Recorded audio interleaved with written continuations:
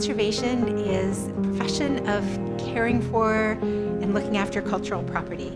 Originally, it would have been considered restoration, but now it encompasses restoration plus materials analysis, caring for collections, preventive conservation, reducing risks, providing advice to owners and artists about how to preserve cultural property.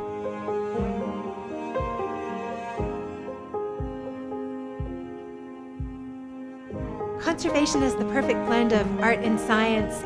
So it's really important that we understand at a molecular level what happens when we put a swab laden with a chemical, when we roll that across the surface of a painting. We need to understand the chemical interaction of that solvent with the paint film and the varnish film. We need to understand the physical action at a molecular level of what's happening when that swab is rolling over the surface. And yet, as a conservator, as a person with judgment, how far we take that cleaning will also be informed by how the painting looks, the aesthetics of the object. So it's really science in the service of aesthetics.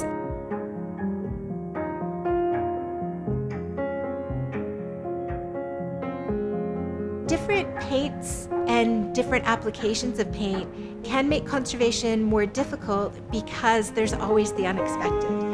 So one of the exciting things in the early development of acrylic paint was it was first brought forward as solvent-borne paint. Most of us know the acrylic emulsion that is water soluble, but originally it was developed to be dissolved in an organic solvent. And artists picked it up and started mixing it with their oil paint.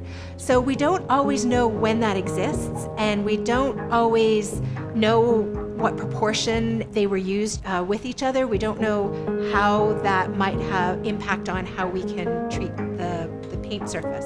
So every time we have a new artist painting in a unique and different way, we often have to come up with unique and different methods for making sure that we preserve that art.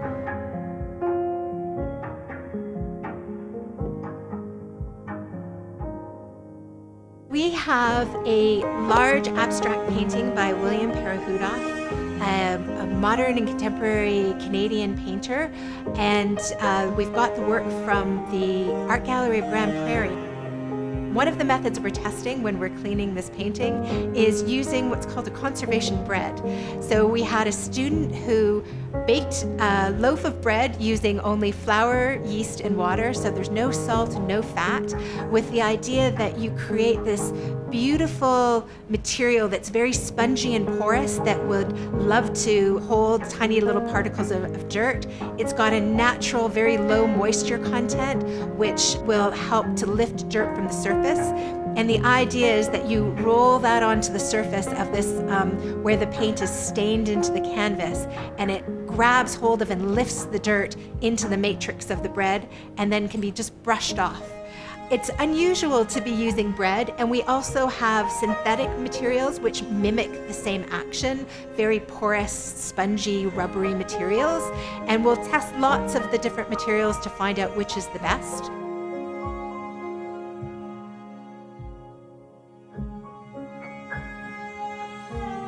I think that's a really interesting question, why somebody should care about conservation. And it really comes down to what we value as a society. Being the only art conservation master's program in Canada is both a huge privilege and a huge responsibility. In our laboratory right now, we have some paintings that were created by some relatively famous Canadian artists, and we also have some objects that were made by the owner's grandmother. And they are both equally worthy of the attention of conservation because they're equally valued. And as long as we value something and we want to save and protect it, then we will exist as a profession, and people will care enough to want to have everything looked after with sensitivity and expertise and in accordance with professional ethics. The only reason art conservation exists is because we have objects that people care about and they want to conserve and preserve into the future.